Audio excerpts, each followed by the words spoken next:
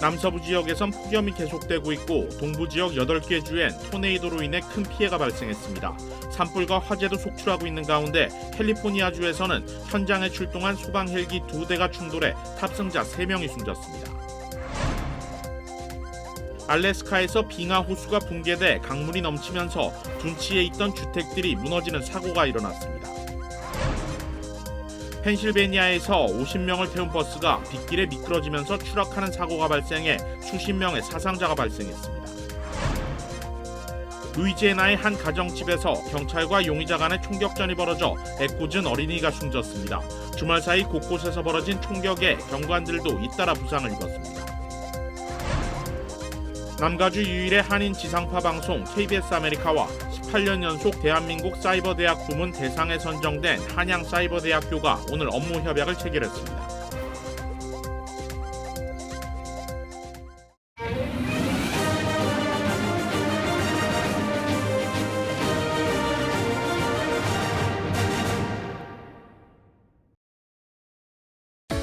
한미은행이 꿈을 미래로 이어갑니다. 꿈을 도전으로, 도전을 기회로, 기회를 미래로. 당신에겐 언제나 한미은행이 있습니다. Bank on your dreams. 한미은행. 시청자 여러분 안녕하십니까? KBS 아메리카 뉴스입니다.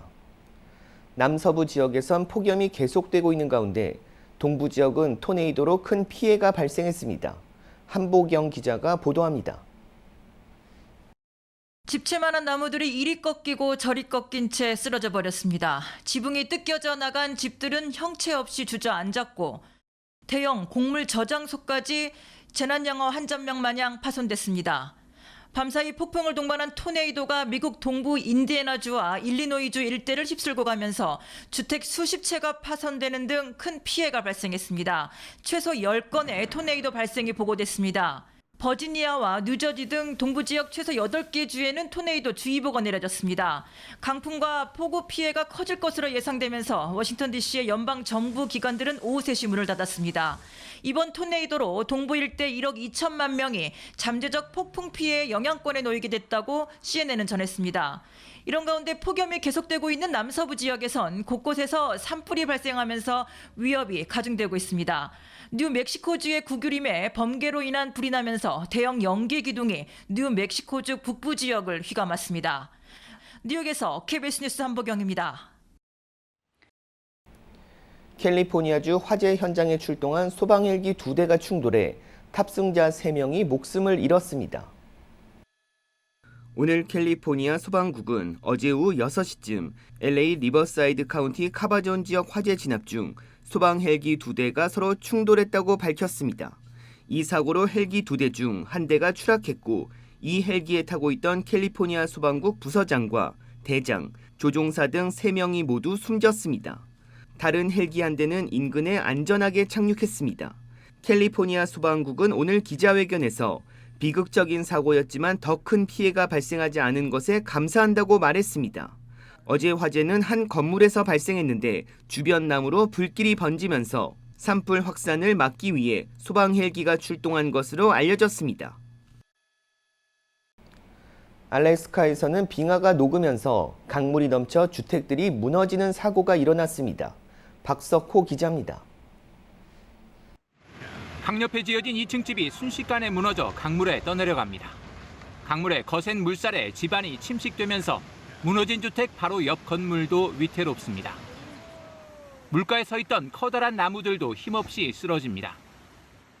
현지 시각 5일 미국 알래스카 주노에서 상류 빙하 호수에 얼음 2기 붕괴됐습니다. 빙하 호수 안에 있던 물이 쏟아져 내려와 강물이 넘치면서 건물들이 쓸려 내려갔습니다. 건물 안 사람들은 미리 대피했습니다.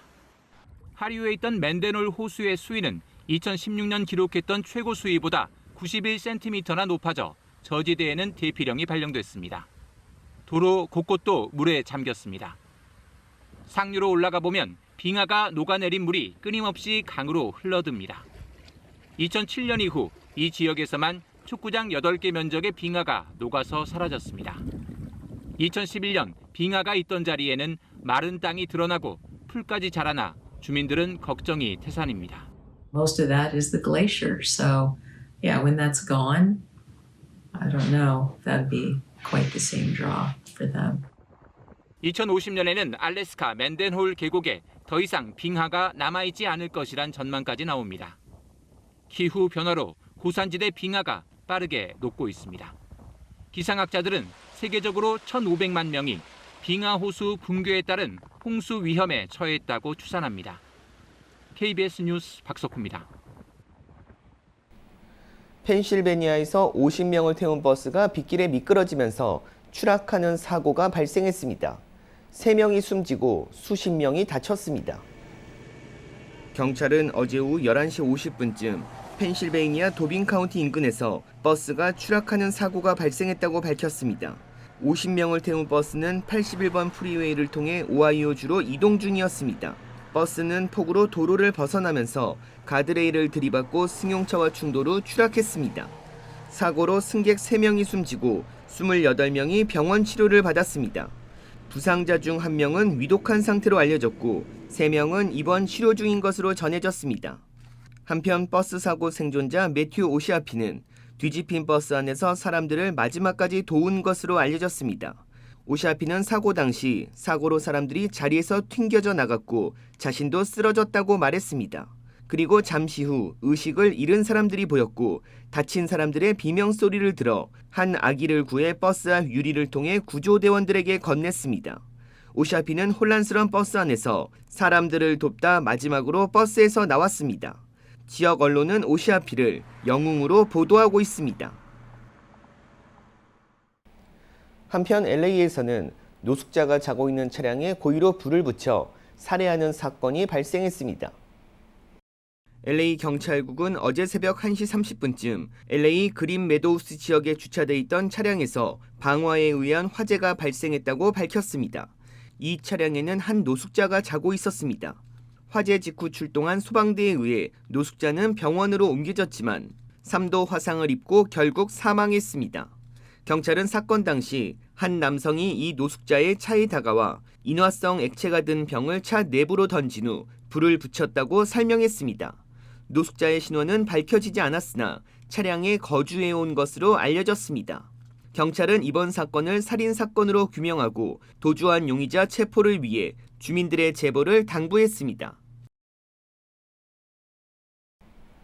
루이지애나의 한 가정집에서 경찰과 용의자 간의 총격전이 벌어져 애꿎은 어린이가 숨졌습니다. 주말 사이 곳곳에서 벌어진 총격에 경관들도 잇따라 부상을 입었습니다. 윤범수 기자가 보도합니다. 토요일 새벽 한 가정집에서 싸움이 벌어졌다는 신고에 경찰이 출동했습니다.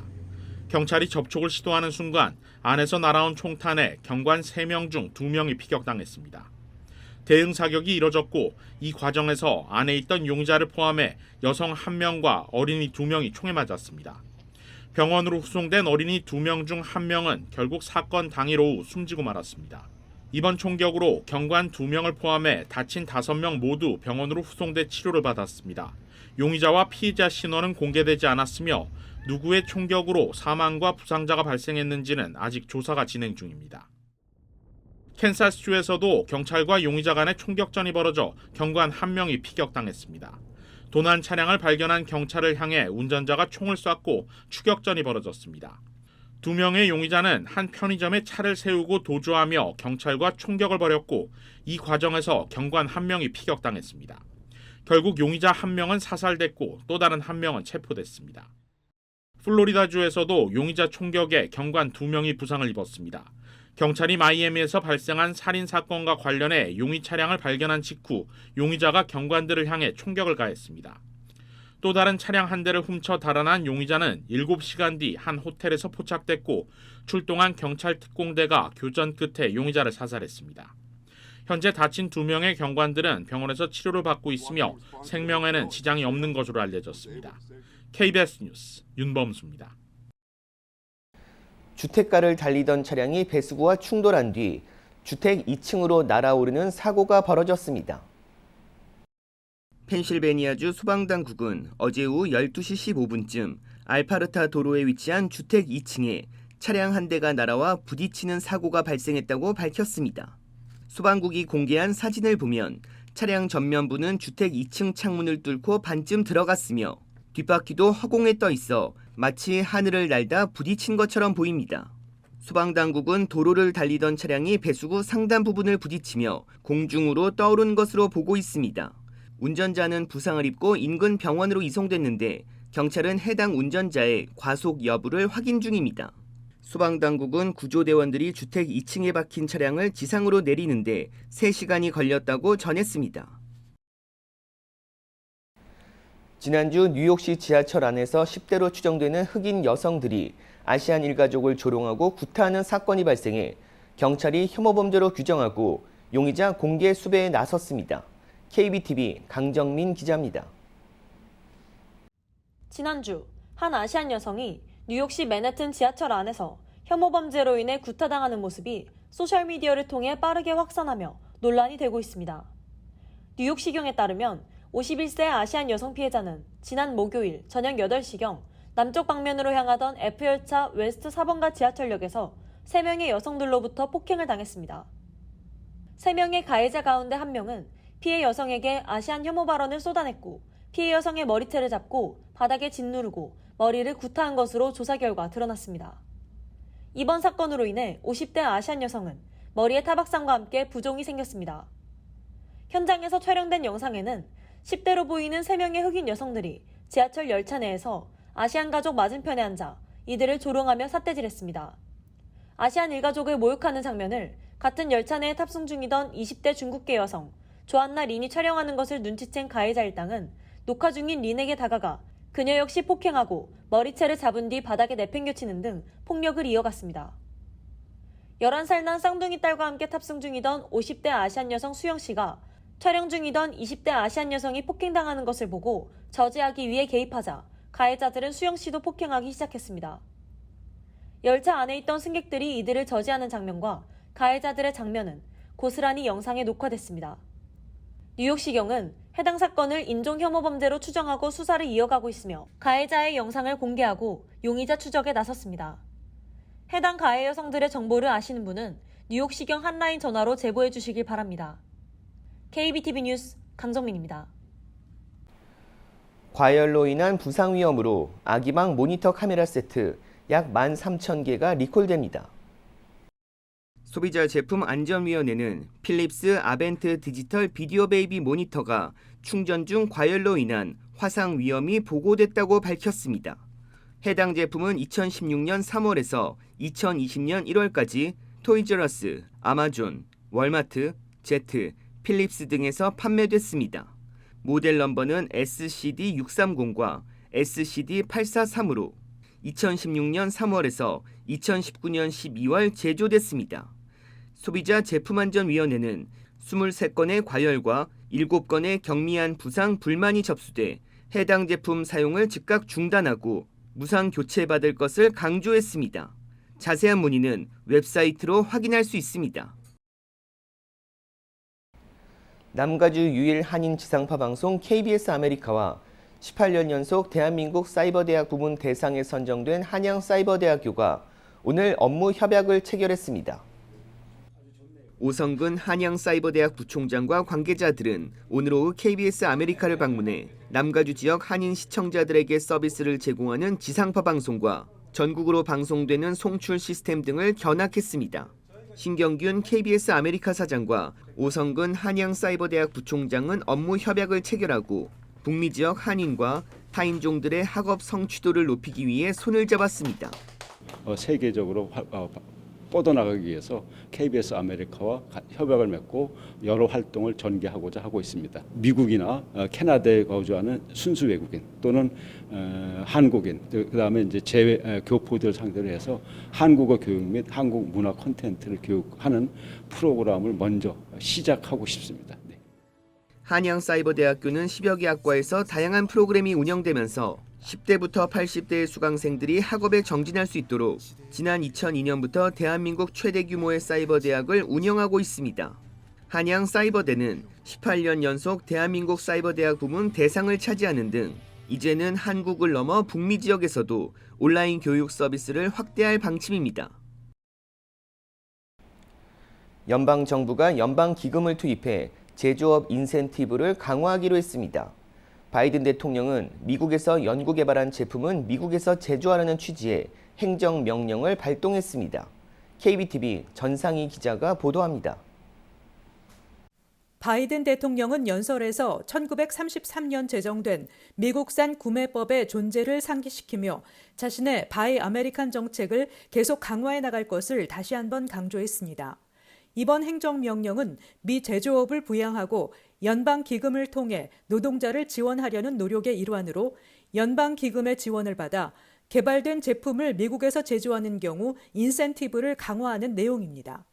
또 연방기관이 국내 제조 요건을 확대할지 여부를 결정할 때 경제적 및 국가 안보 이익을 고려하도록 하고 상무부가 미국 내 제조 요건의 면제 절차를 개발하도록 규정하고 있습니다.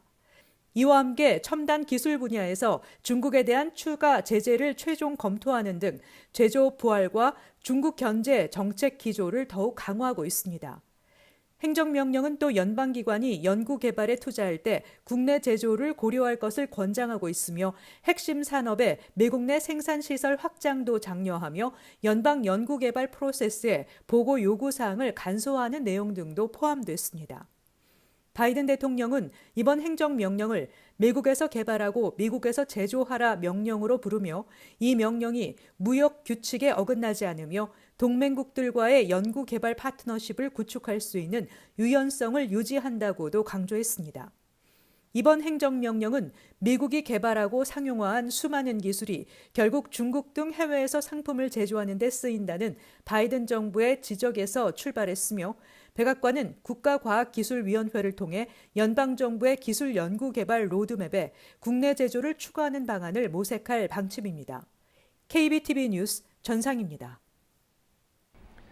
99년 역사를 가진 트럭 운송업체 옐로가 늘어난 빚과 수개월간 이어져온 노사 간의 갈등을 견디지 못하고 결국 파산보호를 신청했습니다. KBTV 김은지 기자가 전해드립니다. 전미 혼잡 화물 운송업계에서 세 번째로 큰 화물 운송사인 옐로우가 경영진과 트럭 운전노조 간 9개월간 진행되던 협상이 지난달 말 마지막으로 결렬된 후 운영을 중단했으며 지난 6일 질서 있는 방식으로 사업을 마무리하도록 파산 보호를 신청한다고 오늘 밝혔습니다. 99년 역사 옐로우의 몰락으로 약 3만 개의 일자리가 사라지고 국가적인 공급망 전반에 상당한 교란과 차질을 초래하게 될 것이라는 우려가 제기되고 있습니다. 옐로우는 지난달 30일부터 운영을 중단하고 직원들에게 해고 통보를 한 상태이며 오늘 오전 뉴욕 증시에서 옐로우의 주가는 파산 보호 신청 소식에 전장 대비 37% 이상 폭락 중입니다. 옐로우의 파산은 업계 내에서는 일시적 운송료 상승을 촉발할 수 있을 것으로 우려되고 있으며 정치권에서는 코로나 팬데믹 기간 정부가 기업에 준 구제금 회수 문제로 논쟁이 격화되고 있습니다. 올해 3월 말까지 옐로우의 미결제 부채는 연방정부에 대한 약 7억 3천만 달러를 포함해 15억 달러에 달하며 옐로우는 대출에 대한 이자로 약 6,600만 달러를 지불했지만 내년 만기가 도래하는 대출 원금 중 230만 달러만 상환한 상태입니다. 연방정부는 대출의 대가로 지분 30%를 인수했지만 이젠 휴지 조각 신세가 돼버렸습니다. 옐로우가 법원에 제출한 내용에 따르면 10만 명 이상의 채권자와 10억 달러 이상의 부채가 있는 것으로 추정되며 이 중 가장 큰 무담보 채권자는 200만 달러 이상의 청구액을 가진 아마존과 170만 달러의 청구액을 가진 홈디포 등입니다. 전문가들은 특히 구조조정 추진 과정에 산별 노조인 국제운송노조와의 갈등이 격화한 것과 경쟁업체인 USF 인수 등 연이은 합병 과정에서 부채가 감당하지 못할 정도로 커진 것 역시 이번 파산의 배경이 됐다고 평가했습니다. 지난 6월을 기준으로 옐로우가 보유한 현금 금액은 1억 달러에도 못 미치는 것으로 파악됐습니다. KBTV 뉴스 김은지입니다. 텍사스주에서 보낸 불법 이민자들을 태운 버스가 LA에 도착했습니다. 이번이 벌써 7번째입니다. 텍사스 국경을 넘어 미국에 들어온 불법 이민자들이 또다시 LA에 도착했습니다. 49명의 불법 이민자들을 태운 7번째 버스는 지난 4일 정오쯤 유니언 스테이션에 도착했는데 이들 역시 중남미에서 국경을 넘어온 불법 이민자들로 확인됐습니다. 텍사스에서 LA로 유입된 불법 이민자들은 벌써 283명, LA시가 피난처 도시를 자처하고 있기 때문에 이들의 유입은 앞으로 더욱 활발해질 거라는 전망입니다. LA시는 이들을 수용하기 위해 임시거처를 마련하는 등 대응에 나서고 있습니다. 이들 중 일부는 이미 LA에 터를 잡고 있는 친인척들에게 인계되고 있는 것으로 확인됐는데 연고지가 없는 불법 이민자들은 임시수용소에서 머물고 있습니다. 텍사스주는 앞으로 불법 이민자들을 LA로 보낼 계획입니다. 무조건적인 수용에 나설 경우 결국 시정부의 재정 악화로 이어질 수 있기 때문에 중장기적인 대책 마련이 필요한 것으로 보입니다. 튀르키예 서북부 항구의 곡물 창고에서 폭발이 일어났습니다. 최소 12명이 다쳤는데 일단 원인은 압축된 밀 먼지에서 폭발이 일어난 것으로 추정되고 있습니다. 우수경 기자가 보도합니다. 큰 폭발음이 들리더니 시뻘건 불길이 치솟습니다. CCTV 화면이 흔들림과 동시에 시커먼 연기가 끊임없이 뿜어져 나옵니다. 현재 시각으로 어제 오후 튀르키예 서북부 이즈미트시의 데린제 항구에 위치한 곡물 저장고에서 폭발이 일어났습니다. 이 폭발로 주변에 있던 12명이 다쳤고 이 가운데 3명은 중태인 것으로 알려졌습니다. 또 곡물 창고 16개 가운데 13개가 손상됐습니다. 사고가 난 코자 엘리주 주지사는 초기 조사 결과 밀을 선박에서 하역하는 도중 압축된 밀먼지에서 폭발이 일어난 것으로 보인다고 말했습니다. 사고 경위 조사에 나선 튀르키예 곡물위원회와 경찰은 모든 가능한 원인에 대해 조사하고 있다고 밝혔습니다. 폭발이 발생한 데린제 항은 이스탄불에서 동남쪽으로 약 75km 떨어진 주요 상업항입니다. 사고 이후 항구의 안전과 보안 등에 대한 우려가 제기됐지만 사고로 인한 선박 피해는 없었으며 항만 통제도 없었다고 현지 매체들은 전했습니다. 두바이에서 KBS 뉴스 우수경입니다.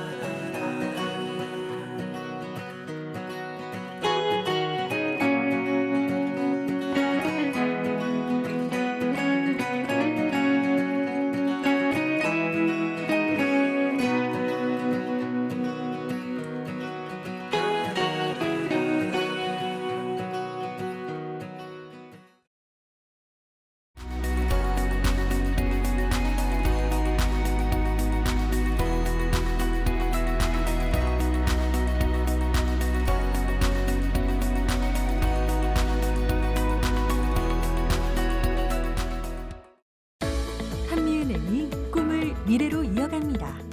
꿈을 도전으로, 도전을 기회로, 기회를 미래로.